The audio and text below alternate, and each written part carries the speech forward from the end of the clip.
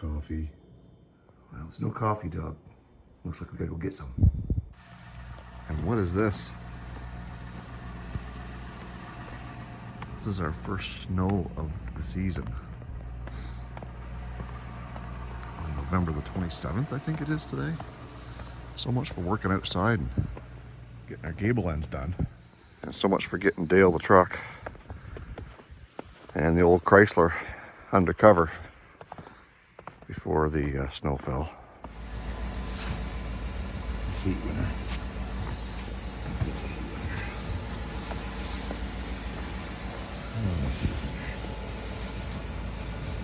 Can I get 2 medium black coffees, please? Can I get you anything else? That's it. All right, it's going to be $4 in your first window. Thank you. No problem. Well, it is the next day, Sunday, and we are going to be doing some work on the garage today, but that's not what this video is about. We're actually going to be finishing off some of the things that we started on Grandma over here in this video, and we got lots to do. So because of the snow and how packy and wet it was yesterday, I couldn't even get Grandma out of the driveway. So unfortunately, she had to stay right where she is. So we are going to get the snow tires on. We're also going to get a few protective pieces on where we did some touch-ups. And, well, I've got a little bit of a surprise for you guys at the end of the video. Anyways, let's get Grandma over to the shop and get those wheels off.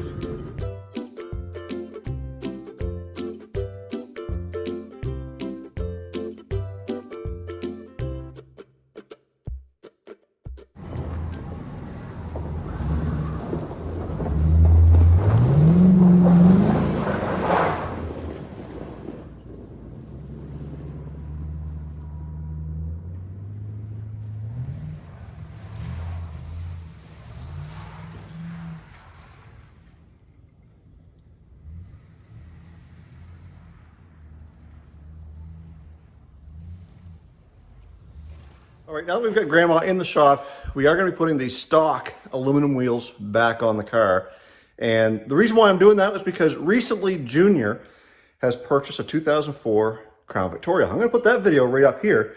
And he put his winter tires on the aluminum wheels that came with the car, and well, it really makes the car. I'm going to flash a picture up here so you guys can see it. And what a transformation it makes going from black steel wheels to the aluminums. Now, over the past 2 winters that we've had Grandma, we've always used just the black steel wheels with the Ford, the aluminum tin center cap. Again, I'll flash that video up here so you guys can see that. And that's what we've run in the past. Well, this year, the winter tires that were on it are getting down there. They're not that great. So I figured if I've got to break down a set of tires, I'm going to do it to these aluminum stockers, and we'll put the new tires on Grandma. Let's take a look and see what I've got for new tires. What we've opted to go with this year is the Hercules Avalanche tire. These specifically are a winter tire. They are studdable. We're not going to be putting studs in them, but they've got a huge deep lug, and the spacing between the lug here is actually pretty good. I can stick my finger in there just about anywhere. And that's what you want in a winter tire. You want one that is going to be able to get rid of the snow as you're driving. Some snow tires tend to pack it into those treads and basically give you a racing slick in the snow. Granted, we do want to be whipping some donuts in this car at some point, but you can do that with good winter tires just as well as crappy ones. And I did choose these ones as well because they are unidirectional, which means 2 things. One is the direction of the tread pattern almost is indicative of a tractor, and the reason why they do that is to dig in and get better grip. And you want that here in Eastern Canada, New Brunswick, because, well, we get some pretty heavy, wet, packy snow. The downfall is that when it comes time to rotate, now granted on Grandma, we don't put enough mileage on to worry too much about rotations, but you can only rotate from front to rear. Why? Because if I switch sides, then the tread pattern would be reversed and the tire would be going backwards. So anyways, we're going to get these mounted up onto these stock aluminum wheels. I'm going to work over here. We're going to do it to a time lapse. So let's do it.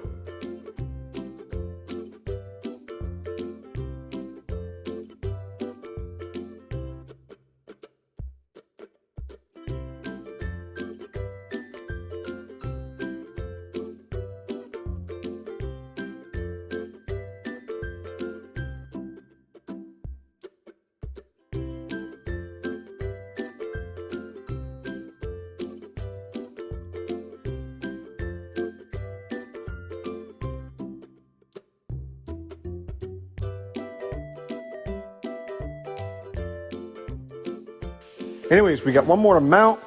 We've got to balance all four of them. We'll get that done. Then we'll get Grandma up in the air and get them changed out.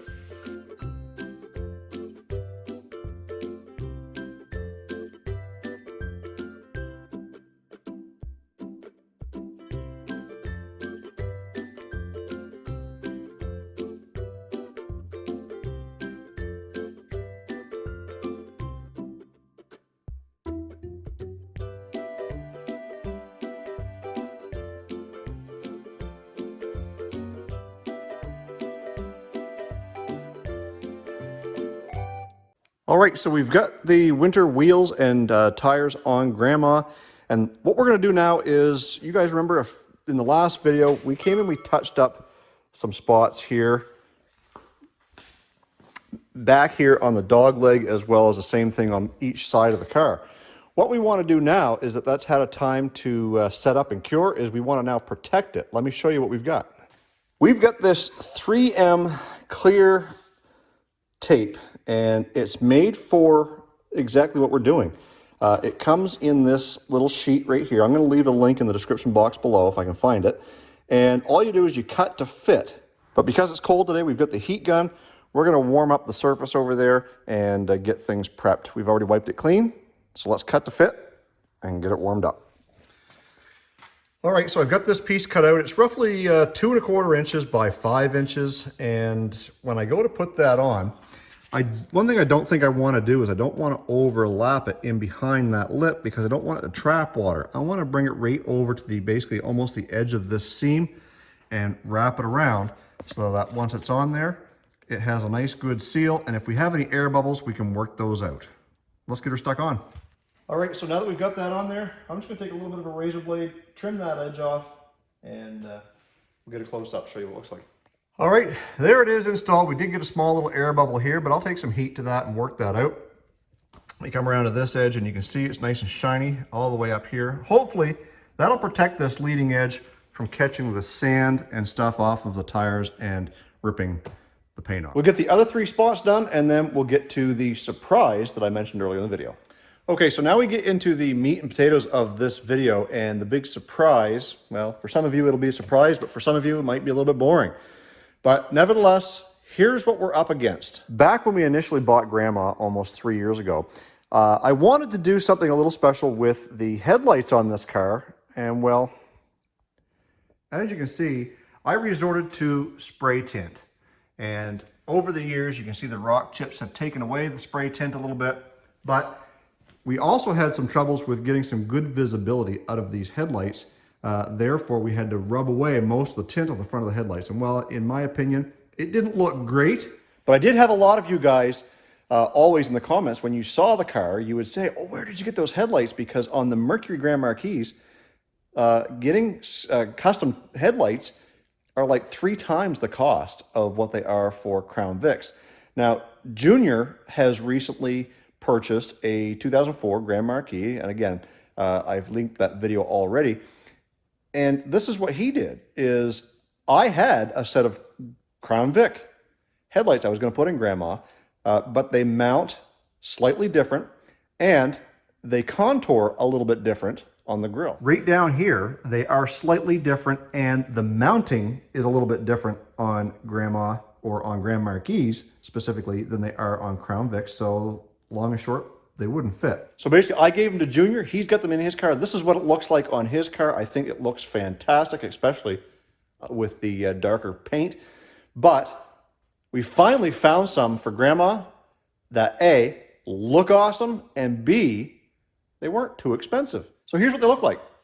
So I took one side out, and I've already done the passenger side of the car. So this is the passenger side that I spray tinted the factory, the OEM lights. And this is the new cornering light and headlight that I got from eBay. And I've had these things set up as a price drop reminder so that if the price came down, now keep in mind I paid about $100 Canadian for the lights for the Crown Vic. And with the other ones, with the Grand Marquis at the same time, they were about $200 American. So we got ourselves a little bit of a price drop. They came in, I believe, at about $135 So let's take a look at what they look like on the car. So there is what they look like on Grandma. They still have the darkness, but the clear reflector in behind. You still get to take advantage of your cornering light. So when you turn your signal lights on, that light right there lights up. And man, what a difference compared to the old setup that we had. That was just kind of, you know, blah, homemade, doesn't look professional. Anyways, this is what we're up against. We're gonna get the other one changed, and I think my wife is gonna be very happy with the upgrade that we've done to her car. And there you have it, guys. There's both headlights installed on Grandma, and man, what a difference that makes. Makes a lot of difference putting something that's factory made as opposed to custom made sometimes. Maybe the next step might be to look after that grill one more time. Anyways, folks, there was a lot of information in this video. I hope you enjoyed it. If you did, please give it a thumbs up. Don't forget to share this video. And if you haven't done so yet, please hit that subscribe button. I would really appreciate it. And Olde Carr Guy merch is the first link in the description box down below if you guys want to support the channel in more ways than just watching these videos. Guys, thank you so much for everything you do. Thank you for supporting me. Stay focused on the windshield, not the rearview mirror. I love you guys. God bless. Let's do it again real soon.